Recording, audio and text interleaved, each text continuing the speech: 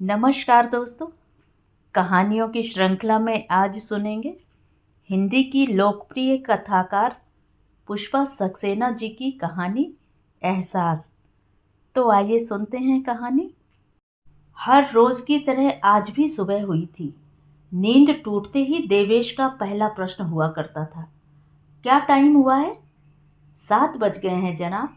अब उठिए वरना ऑफिस के लिए देर हो जाएगी। क्या मुश्किल है यह ऑफिस भी, चैन से सोने भी नहीं देता।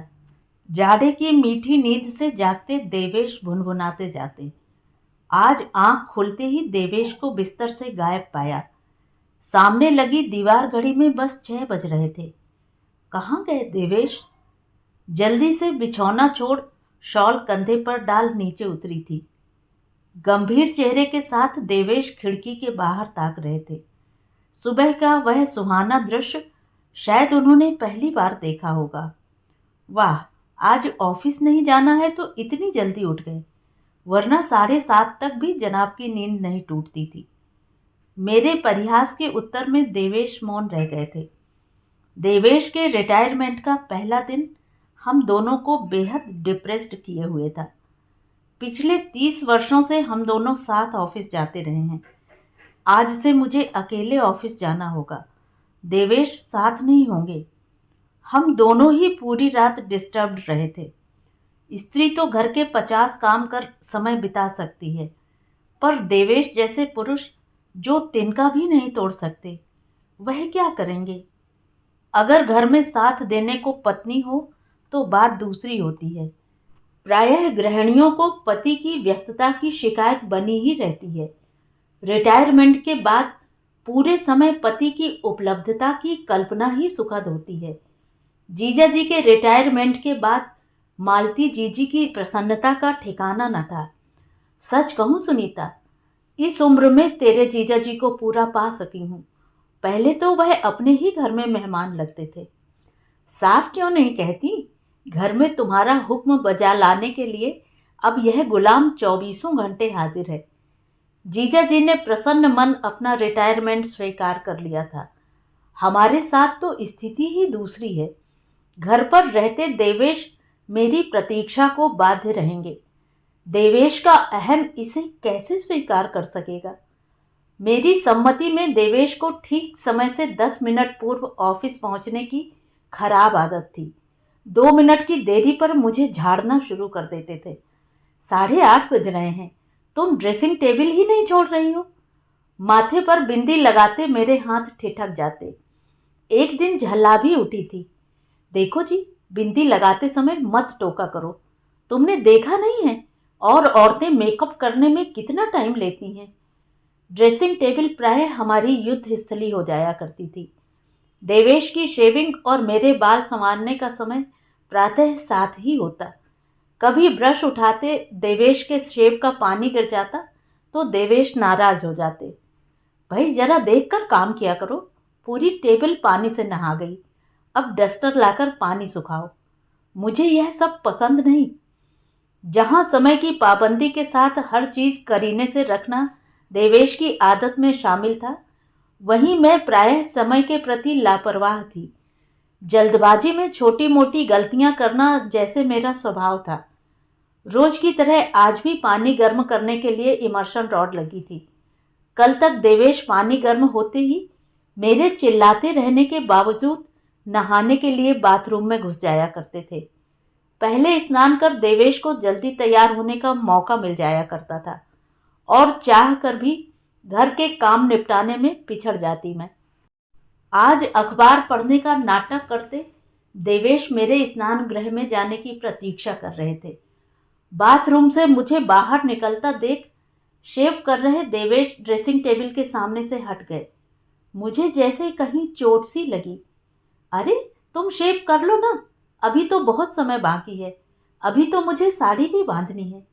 नहीं, बाद में कर लूँगा, अब कोई जल्दी तो है नहीं। देवेश की मुस्कुराहट में उदासी तैर रही थी। मन जैसे भीग उठा था। देवेश के इस रूप की कभी आदत जो नहीं थी।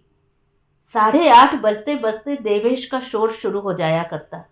नाश्ता तैयार है या नहीं? तुम जरूर लेट कर आओगी। मैं चला जाऊंगा, तुम पीछे से आती रहना। कभी कभी तो मैं सचमुच डर जाती, कहीं वह मुझे छोड़ चले न जाएं। बस से ऑफिस पहुंचना आसान तो नहीं था। टेबल पर नाश्ता सजा, रोज की तरह आज भी आवाज दी थी, आइए नाश्ता तैयार है, तुम कर लो, मैं बाद में करूँगा। यह क्या, भला मैंने कभी अकेले नाश्ता किया है जो आज कर लूँ? मैंने मान दिखाया था। अब तो हर काम अकेले ही करना होगा। आदत डाल लो, मेरा मुंह देखने की ज़रूरत नहीं है। अगर तुम नहीं आए तो भूखी चली जाऊंगी। आता हूँ, शोर क्यों मचा रही हो? अब तो तुम्हारा हर ऑर्डर मानना पड़ेगा। स्वर कड़वा हो आया था। जिस दिन तुम मेरा कहा मानोगे, सूरज पश्चिम से निकलेगा। मैंने बात परिहास में उड़ा देनी चाहिए। वह तो हो ही रहा है। बीबी कमाने ऑफिस जा रही है, मर्द निठल्ला घर पर बैठा है। ऐसी बातें करोगे तो आज ही इस्तीफा दे आऊंगी। मेरा स्वर रुआंसा हो आया था। आई एम सॉरी, मैं तो मजाक कर रहा था। अब जल्दी करो वरना लेट हो जाओगी। देवेश की तकलीफ मैं महसूस कर रही थी। दोनों बच्चे बाहर जा चुके हैं। घर में अकेले समय काट पाना उन्हें कितना कठिन लग रहा होगा, मैं समझ सकती थी। जल्दी जल्दी चाय खत्म कर मैं उठ खड़ी हुई थी। चलती हूँ। देवेश पर दृष्टि डालने का साहस ही नहीं हुआ था। मेरे साथ रहते भी 2-3 दिन की छुट्टियों में वह बोर फील करने लगते थे। कभी स्कूटर की सफाई करते, कभी ड्राइंग रूम का फर्नीचर इधर उधर बदलने में बोरियत मिटाते। देवेश के अंतर्मुखी स्वभाव के कारण मित्रों के घर आने जाने का प्रश्न ही नहीं उठता था। जब तक बच्चे थे बात दूसरी थी। उनकी पढ़ाई लिखाई, उनसे बातचीत में समय काटना बहुत आसान था। ओके, जल्दी आ जाना। हल्की मुस्कुराहट के साथ देवेश ने विदा किया। रिटायरमेंट के बाद के दिन ही देवेश ने कह दिया था, ऑफिस पहुंचाने ले आने के लिए मैं उनसे अपेक्षा न रखूं। ऑफिस पहुंच लगा, सब मेरी मनः स्थिति जानना चाह रहे हैं। बेचारगी का भाव अनायास ही मुझ पर हावी होने लगा। कहिए, श्रीमान जी के बिना ऑफिस आना कैसा लग रहा है? हमेशा आप दोनों साथ ही आते थे ना? साहब घर में क्या कर रहे हैं? अब तो आप ही घर की बॉस हैं ना मैडम? जी चाहा सबको खरी खरी सुना दूं, पर 8 घंटे घर में देवेश अकेले क्या करेंगे? सोच सोच मैं स्वयं परेशान हो रही थी। मन जल्दी से जल्दी घर भाग जाने को व्याकुल था। काश रिटायरमेंट का खालीपन झेलने को मैं देवेश के साथ होती। हालांकि आज के पहले मैं कभी नहीं सोच सकी थी कि मेरी कंपनी की देवेश ने कभी ज़रूरत महसूस की थी। देवेश अपने आप में पूर्ण थे। यूं तो हर पत्नी को अपना पति डिक्टेटर ही लगता है, पर देवेश की तो बात ही कुछ और थी। जो उन्होंने कहा वह स्वीकार करना ही हमारी नियति थी। बच्चे जब तक छोटे रहे अपनी फरमाइशें मेरे द्वारा ही देवेश तक पहुंचाते रहे। कभी कभी देवेश के एकतरफा निर्णय हमें क्षुब्ध कर जाते, पर उनके विरोध का अर्थ घर में महाभारत शुरू करना था। देवेश का अहम कभी उन्हें सहज नहीं रहने देता था। कभी मेरी या बच्चों की साधारण बातें भी उन्हें रुष्ट कर जाती थी। उनके जीवन में कार्यालय का सर्वोपरि महत्व था। छुट्टियों में भी ऑफिस की फाइलें उनका पीछा नहीं छोड़ती थी।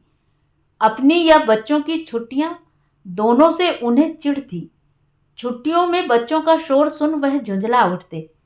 न जाने हिंदुस्तान में इतनी छुट्टियां क्यों होती हैं। इसीलिए बच्चे उनके टूर पर जाने की प्रार्थना करते। पापा टूर पर क्यों नहीं जाते? हम लोग कभी तो फ्री रह सके। करुणा देवेश से बहुत डरती थी, पर पापा के न रहने से खाली खाली सा लगता है। उनके इंस्ट्रक्शंस सुनते रहने की अपनी तो आदत बन गई है। विनय का अंदाज ही अलग था। हर हाल में खुश रहना ही उसका स्वभाव था। बच्चों के बाहर चले जाने के बाद से देवेश उनकी बातों को तरसने लगे थे। बच्चे जब आते तो घर में उत्सव सा उल्लास छा जाता। पापा के बदले तेवर बच्चों को बेहद भाते थे। शाम को बेहद तनाव और चिंता में घर लौटी थी। डाइनिंग टेबल पर टीकोजी से ढकी चाय देख चौंक गई। ऑफिस से लौटकर चाय बनाना मेरी ही जिम्मेदारी थी। यह क्या, मैं आकर चाय नहीं बना सकती थी? मुझे अपराधी बना रहे हो?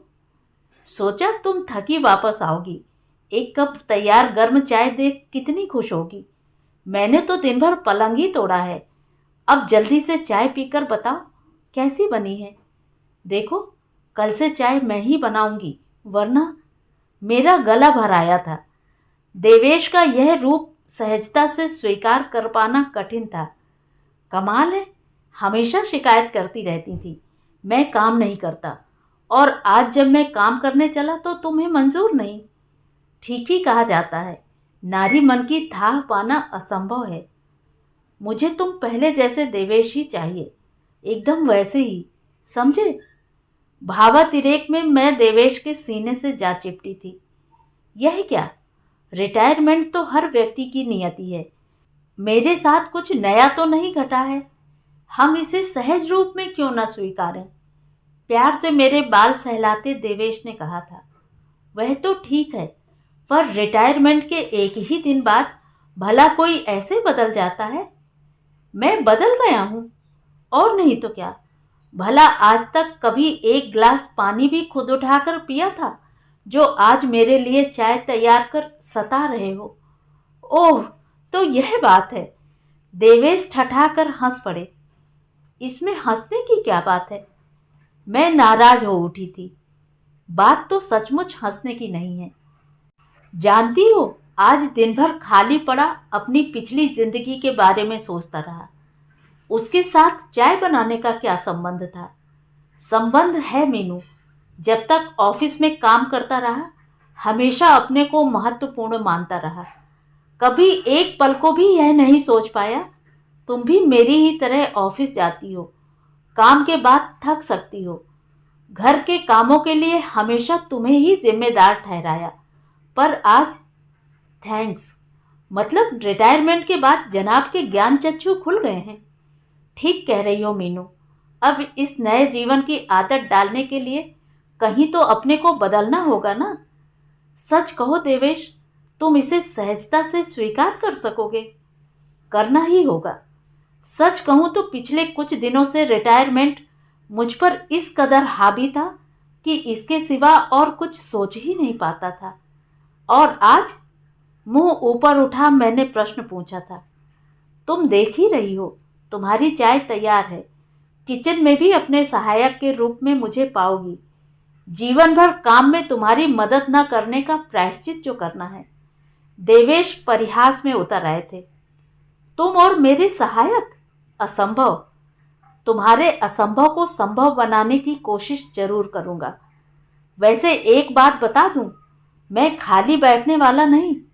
बहुत दिन नौकरी कर ली, अब समाज सेवा का पुण्य उठाने का विचार है। समझी देवी जी? ओह देवेश, तुमने मुझे उबार लिया। जानते हो, आज ऑफिस में बैठी अपने को अपराधी ठहरा रही थी। क्यों भाई, कौन सा अपराध कर डाला है? यही कि मैं ऑफिस में हूं और तुम पगली कहीं की। यह भली कही। चलो, इसी बात पर आज हम रिटायरमेंट का पहला दिन सेलिब्रेट कर डालें। कैसे सेलिब्रेट करोगे? कहीं दूर तक लंबी ड्राइव के बाद डिनर बाहर ही लेंगे, ठीक है ना? ओह देवेश, सच कितना मजा आएगा। दिन भर का नैराश्य भुला मैं चहक उठी। तो ये थी कहानी। कहानी आपको कैसी लगी कमेंट करके ज़रूर बताएं। और अगर मेरे द्वारा सुनाई हुई कहानियाँ आपको अच्छी लगती हैं और आप मेरे चैनल पर पहली बार आए हैं तो चैनल को सब्सक्राइब ज़रूर करें, लाइक करें और अपने दोस्तों और परिचितों में शेयर भी करें। बेल आइकन दबाना बिल्कुल भी ना भूलें। धन्यवाद।